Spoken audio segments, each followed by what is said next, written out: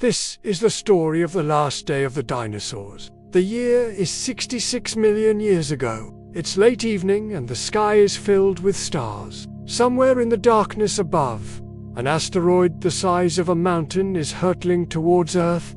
It will hit our planet tomorrow. But tonight, life goes on as normal. Dinosaurs are unaware that their time has come. It's hard to say exactly where they were, but it was somewhere like this. They were walking through a forest which would have been familiar to any dino who had lived for millions of years before them.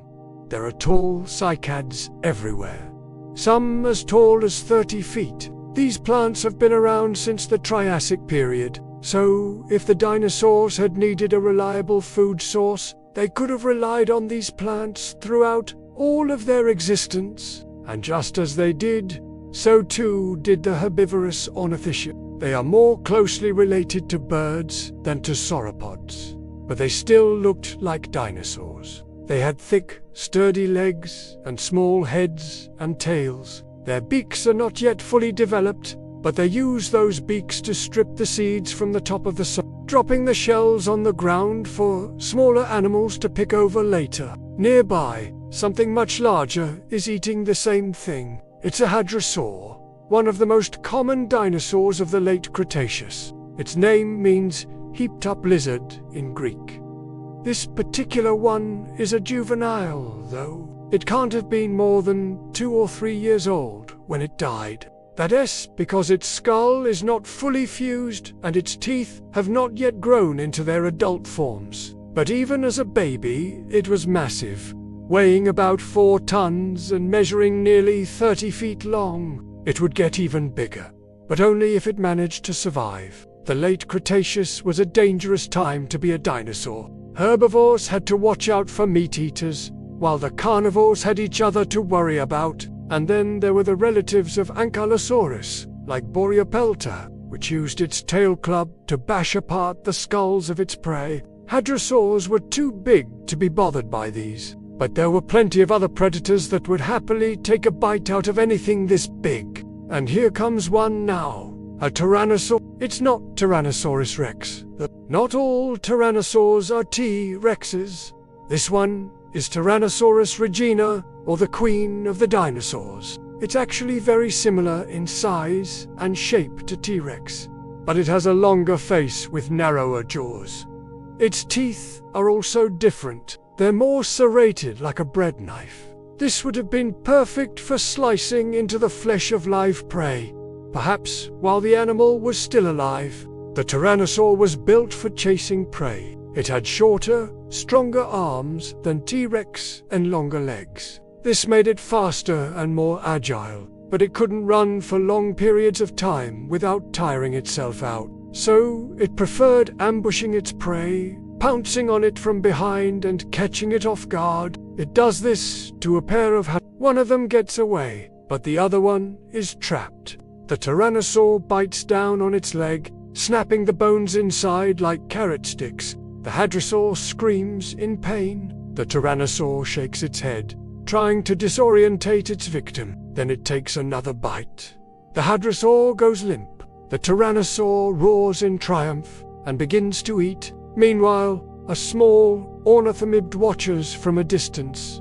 Ornithomimids are strange. They run not fast enough to outrun a predator, and they do not have strong enough limbs to fight one off. So instead, they rely on something else, something that their ancestors evolved hundreds of millions of years before them. They rely on being scaly. Ornithomimid scales are made of keratin, the same substance that makes our nails and hair. Each scale is made up of tiny overlapping plates, making them incredibly tough. To make matters even better, they have no teeth. Instead, their mouths are lined with a tough, rubbery material that allows them to suck up water and mud. This helps them detoxify poisonous plants, which makes them even more resilient. When they first appeared during the Jurassic period, they were thought to be related to theropods. But today, scientists think that they're more closely related to ornithischians. This doesn't mean that they stopped evolving, though. By the end of the Cretaceous, They were completely unique, looking nothing like their distant relatives. The ornithomimid swallows the last of its breakfast and walks off. As the sun rises, it sees something new. A dark line is stretching across the sky, slowly getting wider.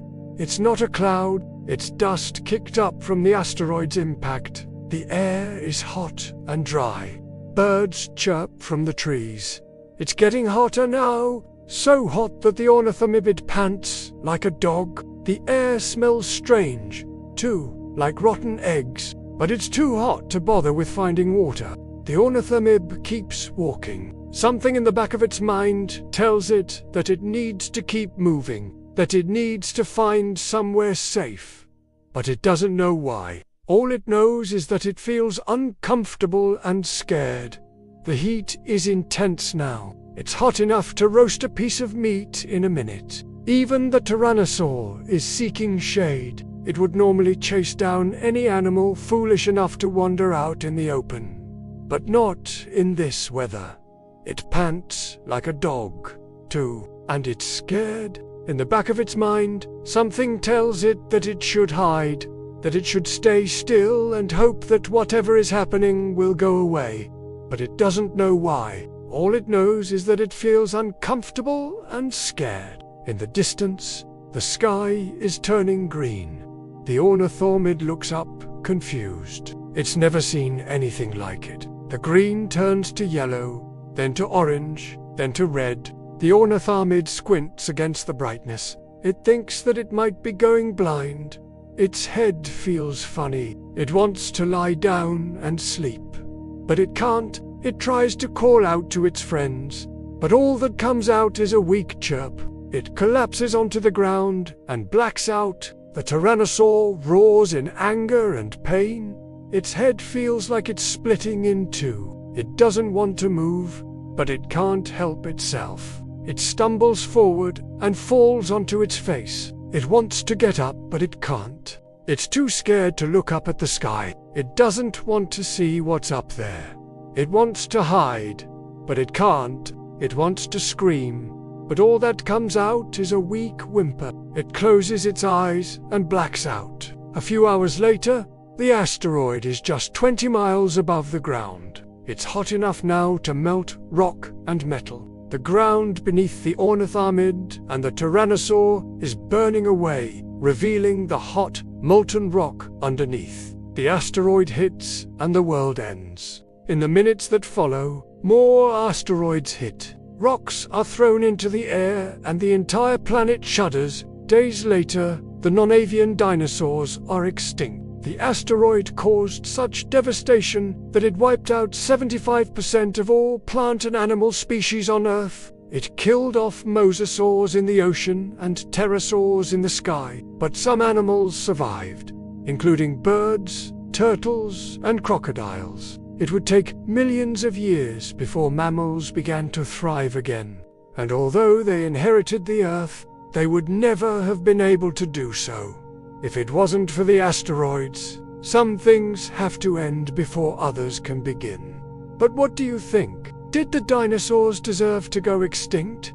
Let me know your thoughts. That's all for now. See you next time.